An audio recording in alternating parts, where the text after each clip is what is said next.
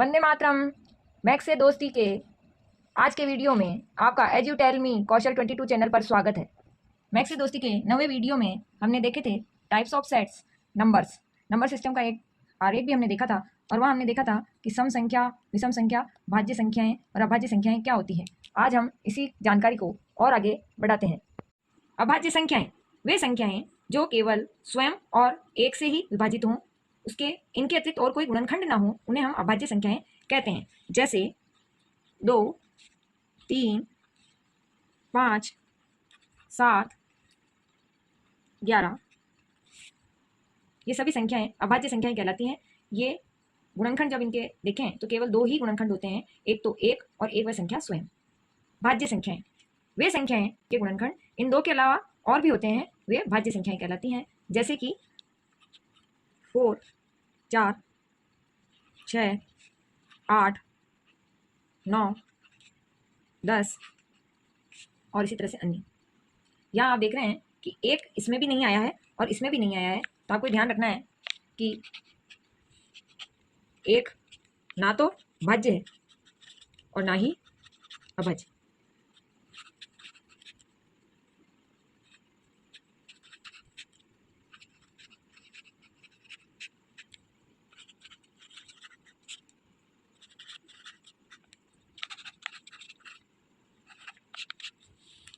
कुछ बातें ऐसी हैं जिनसे आपके ऑब्जेक्टिव एग्जाम में भी वो आते हैं, तो आपको ध्यान रखना चाहिए। एक ना तो भाज्य है और ना ही अभाज्य संख्या है।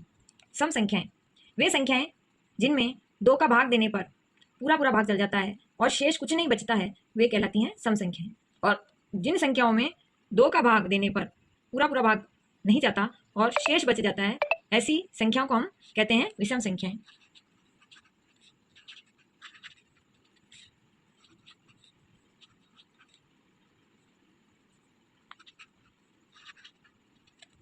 इस प्रकार गुणनखंड और नंबर सिस्टम, इन दोनों से मिलाकर हम एक बार और आगे के कुछ प्रश्नों को देखते हैं।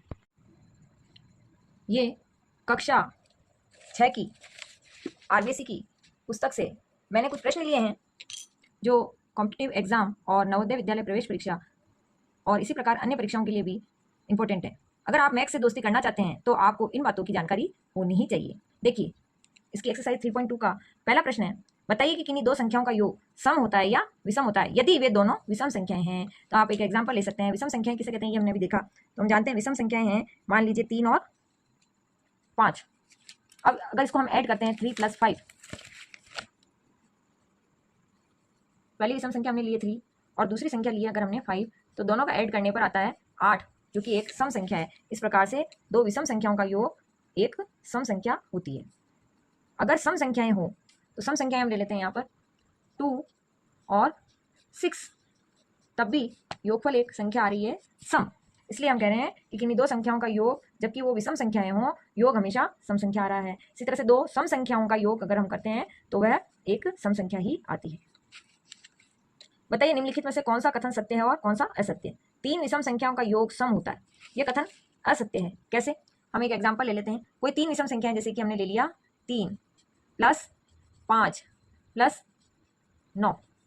अब इसे जब ऐड करते हैं हम तो 3 + 5 8 और फिर उसको 9 में जोड़ा तो 17 17। अब 17 एक विषम संख्या है।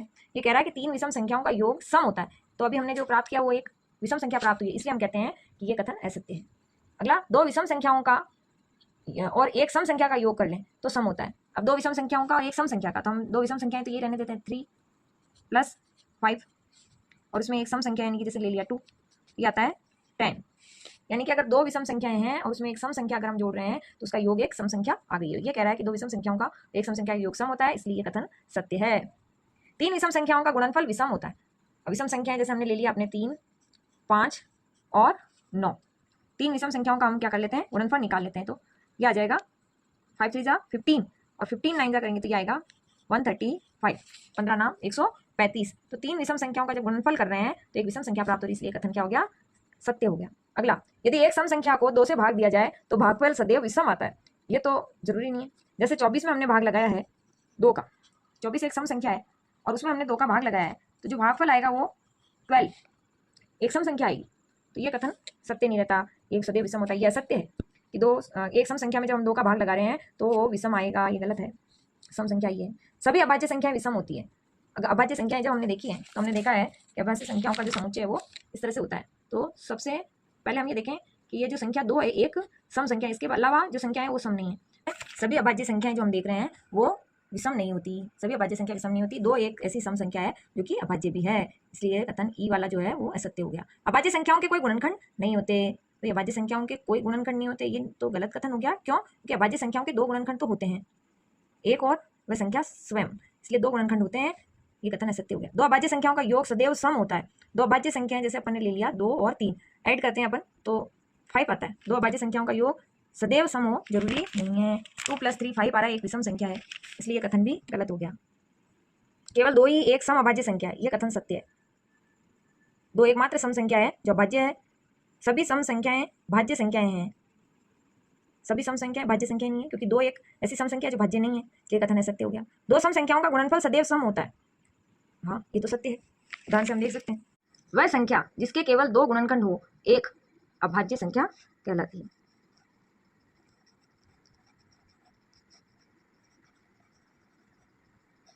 वह संख्या जिसके 2 से अधिक गुणनखंड होते हैं एक भाज्य संख्या कहलाती है। एक न तो भाज्य है और ना ही अभाज्य संख्या। सबसे छोटी अभाज्य संख्या 2 है, सबसे छोटी भाज्य संख्या 4, सबसे छोटी सम संख्या 2 और सबसे छोटी सम अभाज्य संख्या पूछा जाए, सबसे छोटी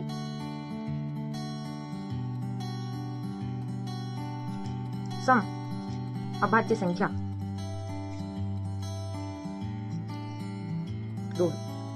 2 एकमात्र सम संख्या जो कि अभाज्य है। Thanks for watching.